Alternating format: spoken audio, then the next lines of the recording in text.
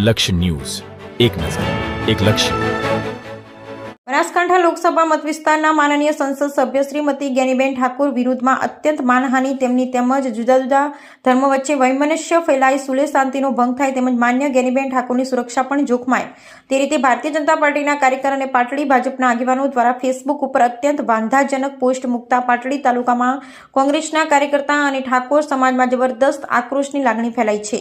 આજે દસાડા વિધાનસભા પૂર્વ ધારાસભ્ય અને સુરેન્દ્રનગર જિલ્લા કોંગ્રેસ સમિતિના પ્રમુખ નૌશાદ સોલંકી દ્વારા લિખિતમાં પાટડી પોલીસ સ્ટેશનમાં લિખિત ફરિયાદ આપવામાં આવેલ તેમજ વિશાળ સંખ્યામાં કાર્યકરો દ્વારા પાટડીના ચોક, મુખ્ય ચોક, ગાંધી ચોકમાં સૂત્રોચ્ચાર અને ભાજપ વિરુદ્ધ જોરદાર નારા બોલાવી કરી રસ્તાને ચક્કાજામ કરી દેવામાં આવેલ. જો આગામી સમયમાં પાટડી પોલીસ સ્ટેશન દ્વારા બીએનએસની વિવિધ ધારાઓ મુજબ એફઆઈઆર દાખલ કરી આરોપી સામે દાખલારૂપ કાર્યવાહી કરવામાં નહીં આવે તો માત્ર દસાડા તાલુકો નહીં પરંતુ સમગ્ર ઉત્તર ગુજરાત તેમજ સૌરાષ્ટ્રમાં તીવ્ર આંદોલન ફેલાશે અને નિશ્ચિત સ્વરૂપે રાજ્યમાં અરાજક પરિસ્થિતિ ફેલાય તથા સુલે શાંતિનો ભંગ થાય તેવી પૂર્ણ ભય છે. Bureau report Brijesh Trivedi. પાટડી તાલુકાનો નવરંગપુરાનો એક ચિંતન મહેતા, ભારતીય જનતા પાર્ટીનો કાર્યકર અને આગેવાન, જે ફેસબુક ઉપર સીએમ સરકાર નામનું એક પેજ ચલાવે છે, જેની અંદર અવારનવાર એ બે જૂથો વચ્ચે વૈમનસ્ય ફેલાય, જાતિ જાતિ વચ્ચે વર્ગ વિગ્રહ ફેલાય અને લોકોની અંદર નફરતની ભાવના ફેલાય, આ પ્રકારની પોસ્ટ એ વારંવાર કરતા હોય છે આ લોકો, ભારતીય જનતા પાર્ટીના લોકો.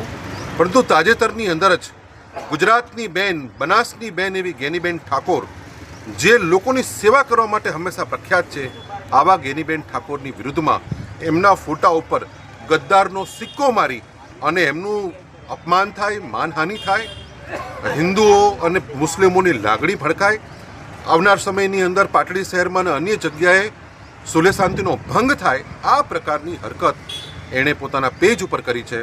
ત્યારે આજે અમારા આગેવાન નટુજીભાઈ ઠાકોર એમણે ગઈકાલે ફરિયાદ આપી, પરંતુ ગુજરાતની પોલીસ જ્યાં ભારતીય જનતા પાર્ટીનું નામ સાંભળે છે ત્યાં આ પોલીસ પંગુ બની જાય છે અને કદાચ અતિશયોક્તા ભરા શબ્દો વાપરું તો નપુંસક બની જાય છે અને એની પર કાર્યવાહી કરવામાંથી ભાગતી ફરે છે. હમણાં જ મહારાષ્ટ્રની અંદર પેલા કુણાલ કામરાએ એકનાથ શિંદેનું નામ પણ નહોતું લીધું, માત્ર એક કવિતા ગાઈ હતી, તેમ છતાં એના ઉપર એ ગદ્દાર ગણી અને બધી જ કલમો લગાવવામાં આવી છે. ત્યારે આ વ્યક્તિ જાહેરમાં જ્ઞાનીબેન ઠાકોરનું અપમાન કરે છે. માત્ર કોંગ્રેસનો કે ઠાકોર સમાજનો કોઈ આગેવાન નહીં, સભ્ય સમાજનો કોઈ પણ વ્યક્તિ જ્ઞાનીબેન ઠાકોરનું અપમાન સહન કરી શકે નહીં. આજે મેં પણ પોલીસ સ્ટેશનની અંદર બીએનએસની વિવિધ ધારાઓ હેઠળ ફરિયાદ દાખલ કરવાની અરજી આપી છે.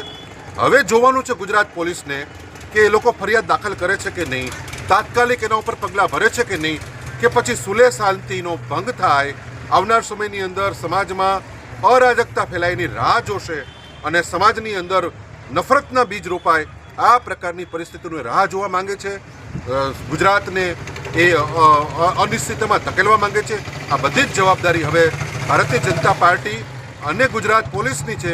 મને આશા અને વિશ્વાસ છે કે આ તંત્રની અંદર હજી પણ અમુક એવા અધિકારીઓ છે જેની કરોડરજ્જુ હજી પણ મજબૂત છે, જેણે ખાખી પહેરી છે, એણે સંવિધાનના સોગંદ લીધા છે કે કોઈ પણ વ્યક્તિ એ સંવિધાનની વિરુદ્ધમાં કાયદો કરશે, ચાહે રંક હોય કે રાજા હોય, એની વિરુદ્ધમાં કામ કરવા માટે, એની વિરુદ્ધમાં કાર્યવાહી કરવા માટે હજી પણ અમુક અધિકારીઓની કરોડરજ્જુ સલામત છે. મને વિશ્વાસ છે કે આ લોકો ચોક્કસ કાર્યવાહી કરશે.